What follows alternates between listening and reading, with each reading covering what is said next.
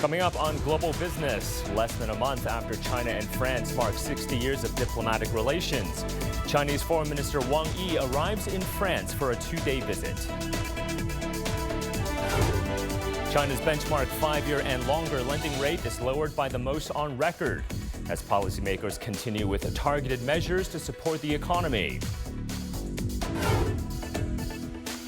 And Germany's central bank warns that Europe's largest economy may experience a technical recession as demand remains weak and poor weather impacts the economy. And welcome everyone to Global Business here on CGTN. I'm Michael Wong in Beijing. We begin with China-France relations, where continuing his European tour, Chinese Foreign Minister Wang Yi has arrived in France for a two-day visit.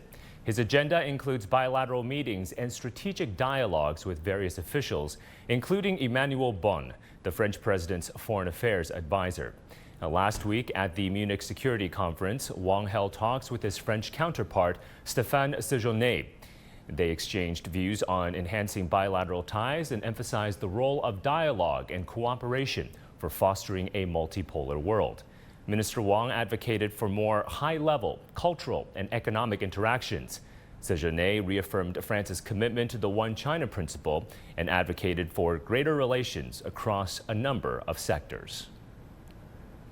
Well, for more on the Chinese foreign minister's visit to France, I want to bring in our Tony Waterman for us in Paris. Hi there, Tony. So Foreign Minister Wang Yi is scheduled to hold talks with his French counterparts. What can be expected from these meetings? Well, the first part of the foreign minister's visit to France actually started right here in this building behind me. This is the Élysée Palace, which is the official French residence for the president. And Wang Yi met with French President Emmanuel Macron in what is the first major visit between these two countries since the start of the year. We were told that they were going to be discussing Sino-French relations, so that could touch upon things like trade and investment and policy, and also ways in which the two countries can work together to tackle big global challenges at the moment. The foreign minister was then traveling to the iconic Versailles Palace, where these conversations and bilateral discussions are going to continue. But this meeting and these meetings that are taking place here in France come just days after Wang Yi met with his French counterpart, Stéphane Séjourné, on the sidelines of the Munich Security Conference in Berlin over the weekends, or in Munich rather, over the weekend. And in those conversations, Wang was saying that the momentum of development between the two countries should continue at pace, especially when it comes to things like social, economic, financial dialogue, and people-to-people relations. And Wang was saying that those people-to-people exchanges is really a way to deepen mutual understanding and respect and friendship between the citizens of both of these countries. This, of course, is a special year for France and China. It marks the 60th anniversary of diplomatic relations. France was actually the first major Western power to recognize China at the height of the Cold War, and that paved the way for other European countries and the United States to follow suit in the years that followed. There were a lot of celebrations taking place both here in France and also in China to mark this 60th anniversary. It is also the official year of China-French cultural tourism, and we have seen a number of events taking place already, including a nighttime concert at Versailles Palace. So there are a lot of events taking place throughout the year to mark this relationship. Now, before coming here to France, Foreign Minister Wang Yi was in Spain, where he met with the king, the prime minister, and also the foreign minister. And that trip was really meant to do the same thing, to firm up these relationships between the two countries. Spain and China celebrated their 50th anniversary just last year, and there was talk about deepening that relationship, particularly around things like telecommunications, healthcare, and electric vehicles. But this entire trip that Wang Yi is taking throughout Europe, first in Germany and then to Spain and now here in France, is really about China being present and part of these conversations on these major global issues that are taking place, particularly at a time when there is a lot of political uncertainty coming from the United States as the world kind of stares down a very realistic possibility of a second Trump term. And a lot of leaders here in Europe question and worry about what that will mean for the transatlantic partnership. All right, Tony, many thanks for that report. Our Tony Waterman covering the Chinese foreign minister's visit to France. Thank you, Tony. And like our Tony Waterman was mentioning, France was the first major Western country to formally establish diplomatic relations with China. Since ties were established on January 27, 1964, bilateral relations have seen steady growth. China is France's largest trading partner in Asia. The trade value between the two sides amounted to some $81.2 billion in 2022. That marks an increase of over $20 billion compared to 2018. Both countries share similar views on tackling climate change. In April of 2023, during French President Emmanuel Macron's state visit to China, the two sides reiterated their commitment to combat climate change. A few months later in November, the China-France Carbon Neutrality Center was officially inaugurated. China and France have also maintained close people-to-people exchanges. Over 27,400 Chinese students studied in France over the 2021 to 2022 academic year. Now, at its peak in 2019, the number of Chinese tourists to France was a record 2.2 million, generating some $3.76 billion in revenue for France. And 2024 has been designated as the China-France Year of Culture and Tourism. A diverse range of cultural activities are to be planned, including an exhibition featuring China's Forbidden City and France's Palace of Versailles. All right, so let's get more on China-France relations and bring in Dr. Zhou Mi, a senior research fellow at the Chinese Academy of International Trade and Economic Cooperation. So, Dr. Zhou, Chinese Foreign Minister Wang Yi's visit to France comes on the heels of the two sides just celebrating 60 years of diplomatic ties last month. How do you view the significance of Foreign Minister Wang Yi's visit to France this time? We know that 60 is a very important number in the Oriental culture. It means a cycle of a new start. China and France have so many cooperations in many areas and fields. We believe that the cooperation between our two countries can reach our new high levels of cooperation. So we can believe that the cooperation between China and France may develop the better understanding about each other and trying to address the uncertainty in the world that is faced by so many geopolitical and other tensions. So one area of stronger economic cooperation between China and France, Dr. Zhou, is got to be agriculture. So there's a mechanism called From French Farms to Chinese Tables. Sounds absolutely delicious. So talk to us more about the growth potential of China importing more farm produce from France. Yes, we have imported many of the French products, like the agriculture products, including the wines and the dairy products. So we believe that the China's market, especially from agriculture products, is very large.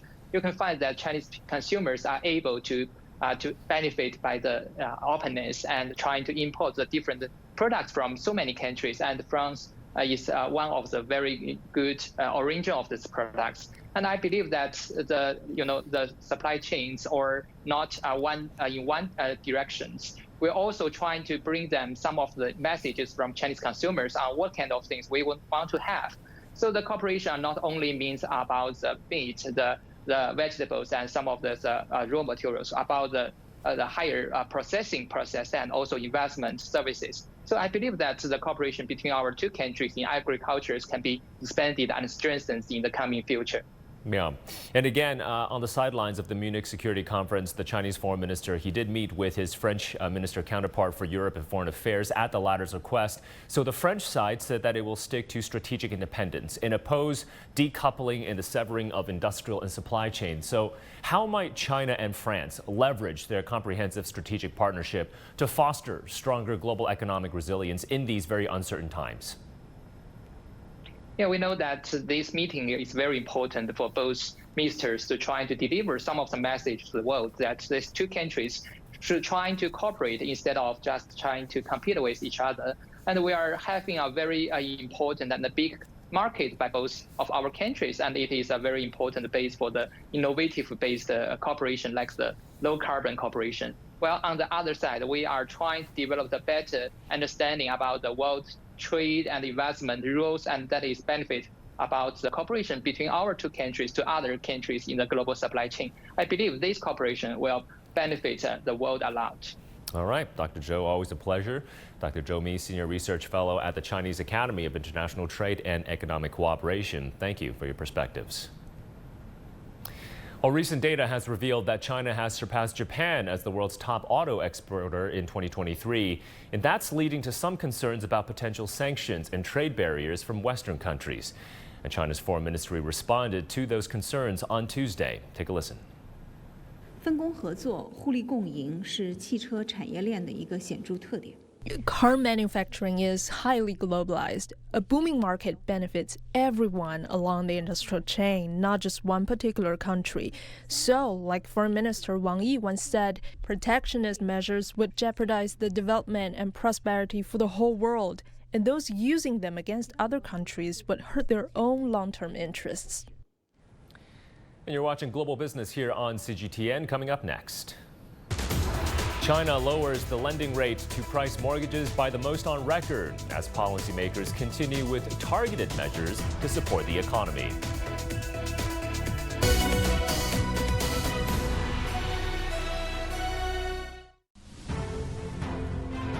Strengthening the foundation for a future powered by innovation, where high technology, high efficiency, and high quality converge. These three pillars are set to propel China's new productive forces and supercharge the Chinese economy into a new era of development. New industries, new models, and new growth momentum. Join CGTN as we guide you through the new productive forces poised to redefine the Chinese economy.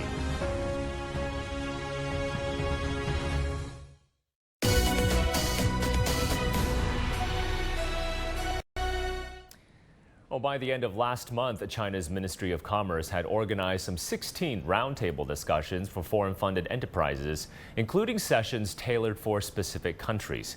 According to the ministry's announcement on Tuesday, over 400 foreign-funded enterprises and foreign business associations participated in these meetings, resulting in the resolution of over 300 issues.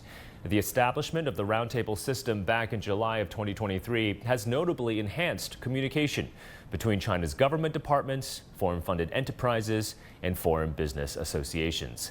The ministry plans to conduct these meetings on a monthly basis this year to foster a more favorable investment environment for foreign companies operating here in China. Well, China's central bank is taking more steps to bolster the recovery of the domestic property market. The 5-year loan prime rate, or the LPR, a market-based benchmark lending rate, has been reduced by 25 basis points to 3.95%. That's down from the previous rate of 4.2%. Meanwhile, the 1-year LPR remains unchanged at 3.45%. Analysts anticipate that the reduction in the LPR rate will contribute to lower credit financing costs, lower the expense of purchasing a home, drive up demand in the property market, and bolster market confidence. Take a listen. This adjustment of 5-year LPR helps cut mortgaging costs, and borrowers will now pay less interest on their loans. The policy is being rolled out at the beginning of the year, which is important timing for decision-making. It will offer a positive foundation for efforts to stabilize growth throughout the year. Now, following this adjustment, commercial banks in cities like Beijing and Shanghai are reducing their mortgage rates on home loans. The mortgage rate for first-time home buyers has been lowered to as low as 3.85%, while second home buyers will benefit from a reduced loan rate of as low as 4.25%, with the potential for further reduction to as low as 4.15% for homes situated in select suburban areas. Well, advanced technology is, of course, a key driver of productivity and economic growth. China is now focusing on developing what are called the new productive forces, led by innovation, deep industrial transformation and upgrading, green development, and labor productivity. Our Ho Jing explores this concept in action in a Beijing science park. Beijing is one of China's highlands for scientific innovation and implementation, especially in the southwest part of Beijing, namely the Fangshan district. There exists a distinctive science park that adopts the operational model of offices in the front and factories in the back. On my left-hand side, it is the Institute for Research and Development. Within just 3 minutes walk, on my right-hand side, the research outcomes can be implemented into manufacturing in the factories. Within the Zhongguancun Fangshan Science Park, a seamless integration of study, research, manufacturing, and application can be observed. This includes the remarkable high-end manufacturing base I had the opportunity to visit today, spanning an impressive 7.4 square kilometers. Zhongguancun caters to the R&D needs of companies by providing office spaces, while also offering standard factories to meet their production requirements. The integration of our office and factory within a single area has greatly facilitated our development by offering convenient services. The Fangshan Science Park has taken a proactive approach by establishing an industrial park dedicated to emergency equipment. This strategic move has attracted numerous companies along the industrial chain, facilitating collaboration and the overall development of the industry.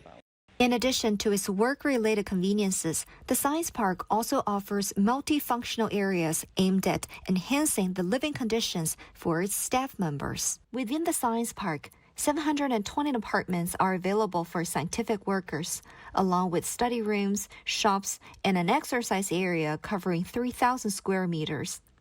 The thoughtfully designed and well-equipped space allows the scientific workers to devote more time and energy into innovation and further development. Hou Jing, CGTN in Beijing. Resilient cities are those that have the ability to absorb, recover from, and prepare for future shocks in sectors including the economy and environment. In China, Beijing is the first city to incorporate the task of building a resilient city into its overall urban planning. Our reporter Xu Yi takes a closer look at its plans and discovers some secrets underneath the city's surface. This is not a science fiction movie. The robot serves as an inspector for the security of the underground pipeline system in Beijing. When considering underground pipelines in the city, you may envision a number of these pictures. Now, many of these vital pipelines are housed beneath the city surface. At a depth of about 10 meters underground in Tongzhou district of Beijing, the integrated pipe corridor is clean and tidy, brightly lit, and all kinds of pipelines are in perfect order. Staff can use handheld mobile terminals to check security data and maintenance. Our underground pipe gallery is what we commonly call the lifeline of the city. This tank we are in now is where we stock water and communication lines. This is one of the recycled water pipeline. The wall space on both sides will be gradually stored with communication cables.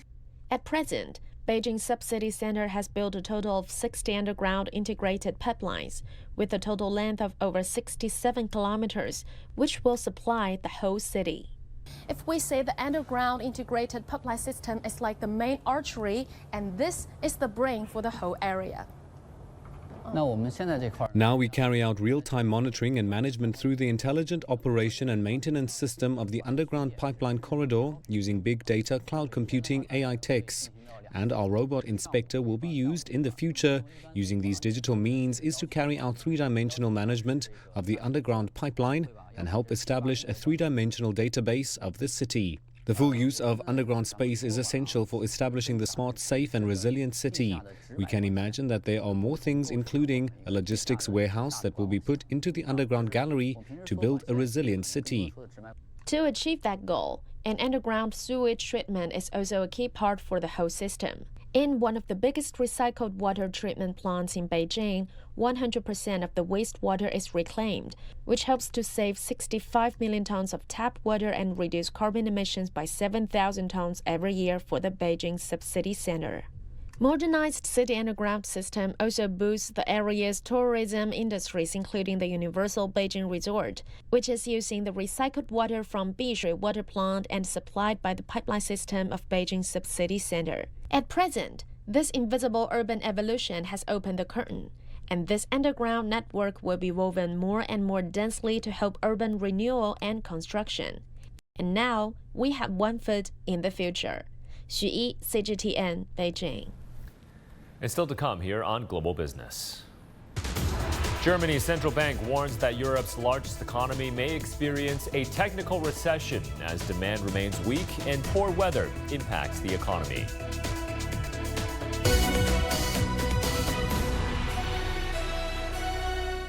The world economy as we know it is about to change. Global business reports highlight emerging markets, developing countries, and dynamic sectors worldwide.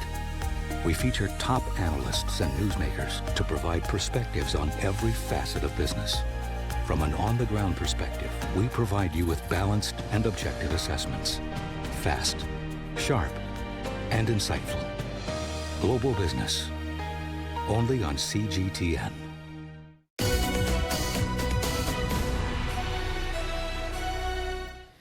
In other headlines we're tracking at this hour, Microsoft is planning to invest some $2.1 billion in artificial intelligence and cloud infrastructure in Spain over the next 2 years. TikTok said it has pioneered features and settings to protect teens and keep under 13s off the platform. The response came after the European Union decided to launch a probe against TikTok over protection of children. And the German central bank has warned that the economy may shrink in the first quarter due to weakening demand and adverse weather conditions, potentially leading to a second consecutive quarterly contraction and therefore a technical recession for Germany.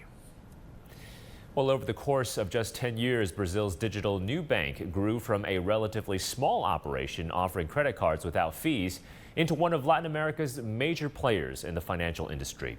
Our correspondent in Brazil, Paulo Cabral, looked into the growth of Nubank and into the possibilities opened up for other technology-based financial companies.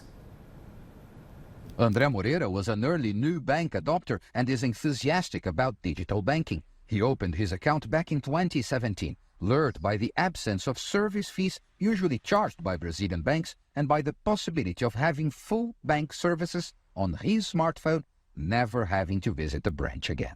I had some friends who were quite skeptical at first. I think some older family members, being more accustomed to the traditional model, were skeptical at first. But I think that quickly Nubank also gained a lot of relevance in the market, became a well-known and trusted name. And Nubank did grow. The company says it's on track to net $1 billion in profits this year after surpassing a customer base of 90 million people in Latin America last fall.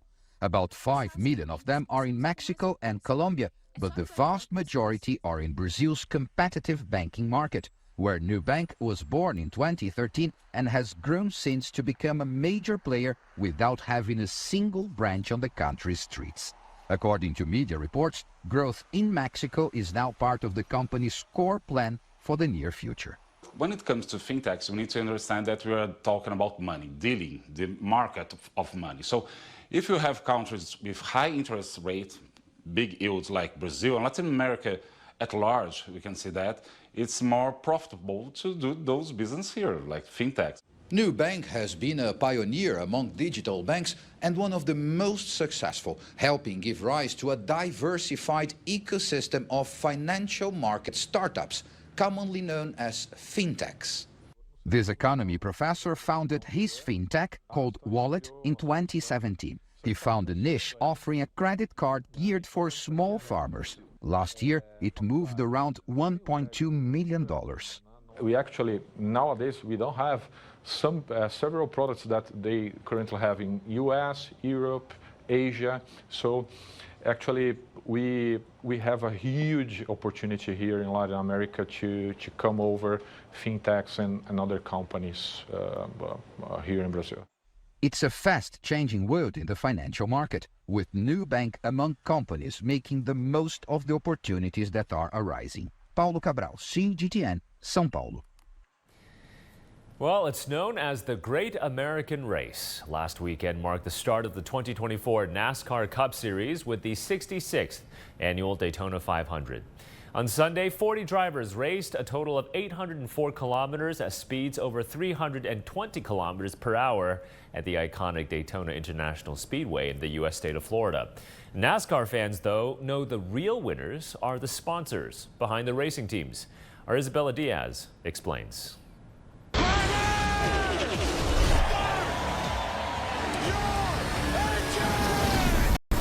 When it comes to NASCAR, it's not just the drivers that make auto racing a sight to behold. It's the sponsors that adorn each and every fire suit and stock car. And the annual spread of sponsors is on full display at the start of the season. The deal with the Daytona 500, people come from all over the world. You got new cars, new drivers, new sponsors, and new fans. For those fans, sponsorships and the race teams they represent are what make the sport worth watching year-round. So in most professional sports, sponsorship is a nice to have. But in NASCAR, sponsorship is a have to have. So what exactly do sponsorships mean? Well, in NASCAR, they're what fund a race team, helping it develop everything from the pit crew to the equipment and gear. In exchange, the sponsor becomes an official partner of the race team, with its brand and logo on full display for the average 2.8 million TV viewers per race to see. Not to mention the tens of thousands of fans in the stands at the raceways. Why don't NASCAR teams have mascots? Because we probably cover them up with a sponsor like FedEx or Bass Pro Shops. Last year, some 1,400 brands bought media or sponsorships for NASCAR race teams, with each team averaging about 30 deals. It's big business, not just for the race teams, but NASCAR itself. In 2023, the annual sponsorship value for NASCAR was over $425 million, with Sunoco, Goodyear, Mobil 1, and Xfinity being the largest investors in the sport. But there's trouble ahead on the track for American auto racing. Viewership for NASCAR's Cup Series was down 5% last year. And as viewership has gone down, so have sponsorship deals. In 2015, NASCAR had some 130 Fortune 500 companies as sponsors. Fast forward to 2023, and the number of Fortune 500 sponsorship deals has dropped by more than half, standing at just 58. Yet despite the downward trend, NASCAR partnerships remain the most recognizable in all sports. In 2023, NASCAR sponsorships with Goodyear and Coca-Cola were the most notable among fans. As for NASCAR lovers, they remain the most brand-loyal fans in all of sports. Isabella Diaz, CGTN. And with that, we're going to wrap up this edition of Global Business here on CGTN. I'm Michael Wong here in Beijing. Thanks for joining us. We'll see you again next time.